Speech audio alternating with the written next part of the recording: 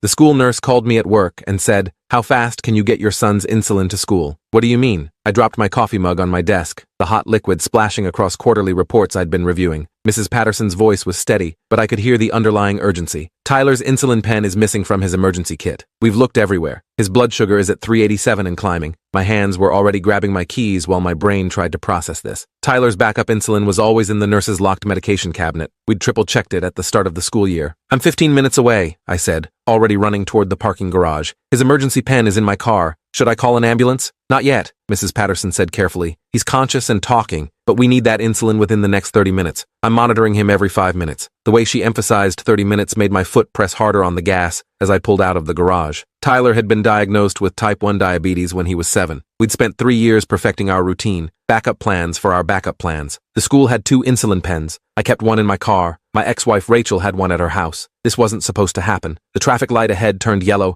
and I gunned it, sailing through just as it hit red. My phone rang through the car speakers. "Rachel, the school called me too. I'm 40 minutes away in a client meeting. Please tell me you're closer." Her voice had that controlled panic I recognized from Tyler's diagnosis day. "Already driving," I assured her. "ETA 12 minutes. Mrs. Patterson texted me Tyler's latest reading, 402. At 450, we'd have to hospitalize him. At 600, he could slip into a diabetic coma. Each number on that meter was a countdown I couldn't afford to lose. I took the exit for Highway 9 at twice the posted speed, tires squealing. "Dad's coming with your medicine," I heard Mrs. Patterson tell Tyler through our still-connected call. "Just keep drinking water, sweetheart." Tyler's voice came through weak, but trying to sound brave. "Tell him not to speed. I'm okay." That broke me. Even at 10 years old, even with his blood sugar skyrocketing, he was worried about me. The elementary school parking lot came into view, and I pulled directly onto the sidewalk by the main entrance, not bothering with a proper space. I grabbed the insulin kit from my glove compartment and ran through the doors, ignoring the security protocol of checking in at the front desk. The secretary, Mrs. Chen, just pointed down the hall. "Nurse's office. Go." Tyler was lying on the narrow bed in Mrs. Patterson's office, his face flushed and breathing shallow. The glucose meter next to him showed 411. Mrs. Patterson already had an alcohol wipe ready. I pulled out the insulin pen, dialed the correct dose, we'd practiced this so many times, and injected it into his arm. The medicine would take 15 minutes to start working. 15 very long minutes. "How did this happen?" I asked Mrs. Patterson while holding Tyler's hand. "Where's his regular insulin?" She pulled out a form on her clipboard. "Someone checked it out this morning at 8:47 a.m. The signature, it's not one I recognize." She showed me the medication log. Someone had signed R. Morrison in handwriting I'd never seen before. "Who has access to the medication cabinet?" My mind was racing through possibilities.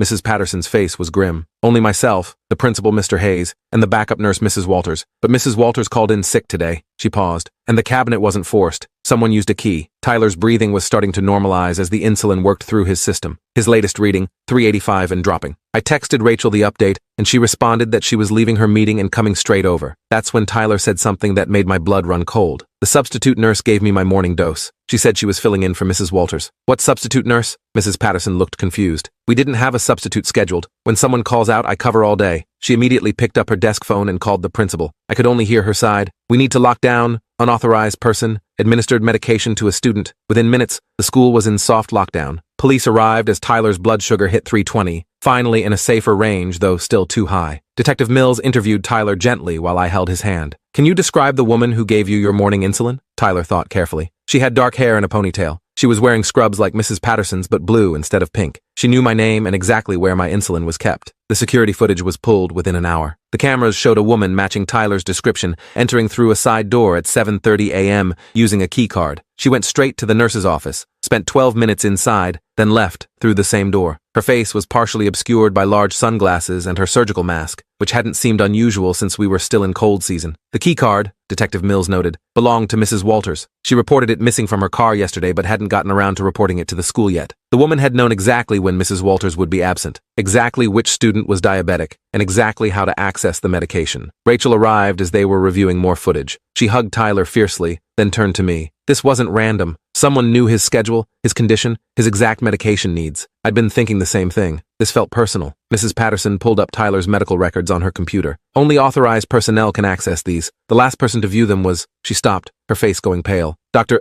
Morrison from the district office, 2 days ago. But Dr. Morrison is a man, and he's been at a conference in Boston all week. Someone had used Dr. Morrison's credentials to access the system." Detective Mills made a call to the district IT department to trace the login. Meanwhile, Tyler mentioned something else. "She asked me about Mom's new house. She knew we'd just moved. Rachel and I exchanged looks. She'd only moved 2 weeks ago after our divorce was finalized. The IT trace came back quickly. The system had been accessed from a computer at the public library branch on Maple Street. Detective Mills sent officers to pull their security footage while we waited in the principal's office. Tyler's blood sugar was now at 280, approaching normal, but the question of who had done this and why hung heavy in the room. My phone buzzed with a text from an unknown number. Check your email. Against my better judgment, I opened my email app. There was a message with no subject line from a scrambled address. Inside was a single line. You took everything from me. Now I'm returning the favor. I showed it to Detective Mills immediately. Do you have any idea who this could be? Anyone with a grudge? I couldn't think of anyone initially, but Rachel suddenly gasped. Oh my God, Stephanie, she turned to me. Your former assistant, the one who was fired last year for stealing from the company. Stephanie Brennan. She'd been embezzling funds through fake vendor accounts. Nearly $200,000 before we caught her. I'd testified at her trial. She'd gotten 18 months but was released early for good behavior. That was 6 months ago. She'd blamed me for ruining her life, even though she was the one who'd committed fraud. Detective Mills called it in immediately. They had Stephanie's photo from her arrest records and started comparing it to the security footage. The build matched, the height matched. More importantly, her sister worked at the same hospital as Mrs. Walters. They'd have known each other, possibly been friends. Stephanie could have learned about Mrs. Walters' schedule, stolen her keycard, studied our routine. The library footage confirmed it. Stephanie was clearly visible using the computer at the exact time Tyler's records were accessed. She'd worn the same dark ponytail and blue scrubs she'd worn to the school. But what really chilled me was the footage showing her practicing with an insulin pen in the library bathroom, using online videos to learn the proper technique. She'd planned this meticulously. She gave me the right morning dose, Tyler said quietly. If she wanted to hurt me, why give me the right amount? Detective Mills had a theory. She took your backup insulin but gave you your regular dose to buy time. You wouldn't need the backup until lunch. By then, your blood sugar would spike, you'd be in serious distress, but she'd be long gone. The malicious calculation of it made me sick. She'd wanted Tyler to suffer, wanted us to panic, but not in a way that could immediately be traced to her. If we hadn't had security cameras, if Tyler hadn't remembered specific details, she might have gotten away with it. They found Stephanie at her apartment 3 hours later. The blue scrubs were in her trash, along with the empty insulin pens. She'd disposed of the medication to prevent us from having backup. Her laptop showed searches for insulin overdose, diabetic coma in children, and how long before high blood sugar causes damage. She'd been researching how to hurt my son for weeks. During her interrogation, which Detective Mills later summarized for us, Stephanie admitted everything but showed no remorse. He destroyed my life, she kept saying about me. I lost everything because of him, my house, my reputation, my future. I wanted him to feel that same helplessness. She'd learned about Tyler's diabetes through social media, where Rachel had posted about his condition in diabetes awareness groups. The prosecutor charged her with attempted murder,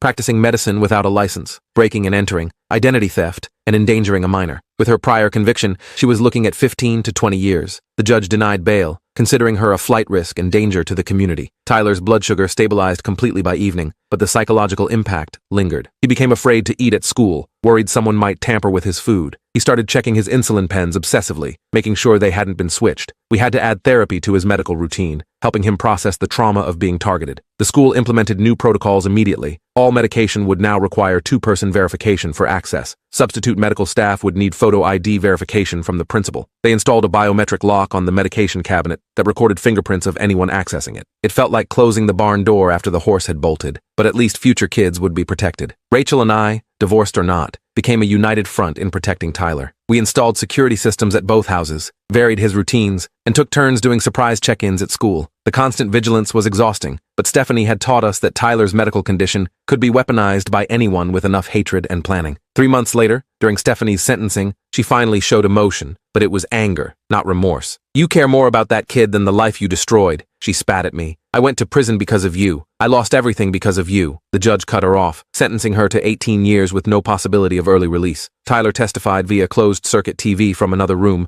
bravely describing his fear when his blood sugar kept climbing and no one could find his insulin. I thought I was going to die, he said simply. I kept thinking about all the things I'd never get to do. His testimony was what convinced the judge to add an extra 3 years to Stephanie's sentence. The endocrinologist adjusted Tyler's treatment plan after the incident. We now kept insulin in multiple locked locations at school, each requiring different access codes. Tyler wore a continuous glucose monitor that sent real-time readings to both Rachel's and my phones. If his levels went above 250, we'd get an immediate alert. Technology became our safety net where human systems had failed. I changed jobs 6 months after the incident, leaving the corporate world for a remote position that let me be more present for Tyler. The pay cut was significant, but being able to drop everything and get to him within minutes felt worth more than any salary. Rachel did the same, negotiating flexible hours that aligned with Tyler's school schedule. The school district settled our lawsuit out of court for $500,000, which went directly into a trust for Tyler's future medical expenses and education. They also named the new medication protocols Tyler's Law, though we'd asked them not to. Every school in the district now had to follow the two-person verification system we'd helped design. Tyler surprised us all with his resilience. He started a diabetes awareness club at school, teaching other kids about the condition. He turned his trauma into advocacy, explaining to anyone who'd listen why medical security mattered. At 11 years old, he was more composed discussing his condition than most adults. 1 year after the incident, Tyler's insulin pump malfunctioned during a school field trip to the science museum. This time, the system worked perfectly. The teacher had backup supplies, knew exactly what to do, and Tyler's blood sugar never went above 200. What could have been another crisis became a manageable medical moment. Tyler handled it like a pro, even reassuring the panicking parent volunteers that he was fine. Stephanie tried to appeal her sentence, claiming the punishment was excessive for what she called a prank gone wrong. The appeals court not only upheld the sentence, but added 2 years for showing no remorse and minimizing the severity of attempting to harm a child. Her lawyer dropped the case after that, finally acknowledging they had no winning argument. The ripple effects continued for years.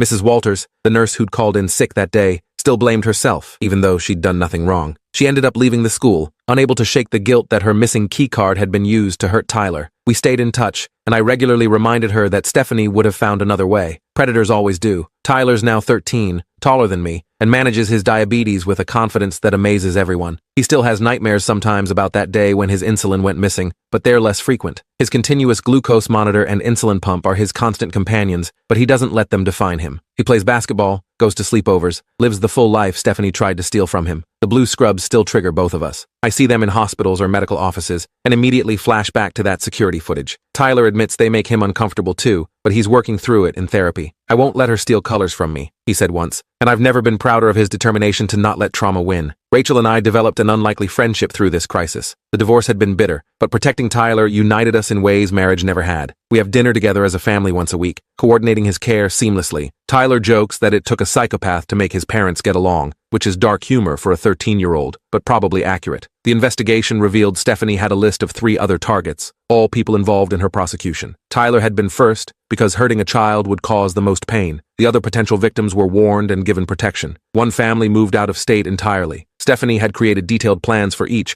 showing a level of premeditation that chilled everyone involved. I still check Tyler's blood sugar readings obsessively through the app. Every spike makes my heart race, even when it's just because he snuck an extra cookie. Rachel does the same. We joke that we have PTSD, post-traumatic sugar disorder, but it's not really funny. That day when Mrs. Patterson called asking how fast I could get insulin to school changed how we see every number on his meter. The school nurse position became a rotating schedule after Mrs. Patterson retired early, unable to shake the trauma of that day. She'd handled everything perfectly, but the what-ifs haunted her. What if she hadn't called me immediately? What if Tyler's blood sugar had spiked faster? What if Stephanie had given him an overdose instead of withholding insulin? The questions drove her to anxiety medication and early retirement. Tyler's emergency kit now looks like a pharmacy. We have insulin in his backpack, the nurse's office, his classroom, the principal's office, and the gym teacher's desk. Each location has a different access protocol. It's probably overkill, but overkill feels like appropriate kill when someone has tried to weaponize your child's chronic illness. The district implemented mandatory training for all staff on recognizing medical emergencies and unauthorized persons. They now run quarterly drills on medication security breaches. Tyler's incident became a case study at the state education conference, teaching administrators how quickly a medical vulnerability could become a crisis. 5 years later, we still live with the echoes of that day. Tyler just got accepted to a diabetes summer camp, where he'll be a counselor in training, teaching younger kids with new diagnoses. He wrote in his application essay about survival being a choice you make every day, not just in emergencies. He didn't mention Stephanie by name, just referred to a challenge that taught me vigilance and resilience. Last month, I got a notification that Stephanie had requested to add me to her prison visitor list. I deleted it without responding. She had no more power over our lives. Tyler's blood sugar was stable, his spirits high, and his future bright. That was the only response she deserved, our continued thriving despite her attempt to break us. The insulin pen I keep in my car now sits in a locked box. Some habits born from trauma never fully fade, but Tyler is alive, healthy, and turning into an amazing young man who happens to have diabetes. He runs cross-country, maintains a 3.8 GPA, and talks about becoming an endocrinologist to help kids like himself. Stephanie tried to use his illness as a weapon. Instead, she taught him that even his greatest vulnerability could become a source of strength. Looking back, those 15 minutes racing to school with his insulin were the longest of my life. Mrs. Patterson's question, "How fast can you get your son's insulin to school?" still sometimes echoes in my dreams, but I made it in time. We all made it through, and Tyler learned that having diabetes meant being vulnerable, But being vulnerable didn't mean being weak. The story should end there, with triumph over adversity, but real life keeps going. Tyler still checks his insulin obsessively. I still panic when the school calls. Rachel still monitors his glucose levels at 3 a.m. through the app. We're functional, but scarred. Stephanie took more than just insulin that day. She stole our peace of mind, but she didn't take Tyler, and that's the only victory that matters. If you enjoyed this video, don't forget to hit that subscribe button.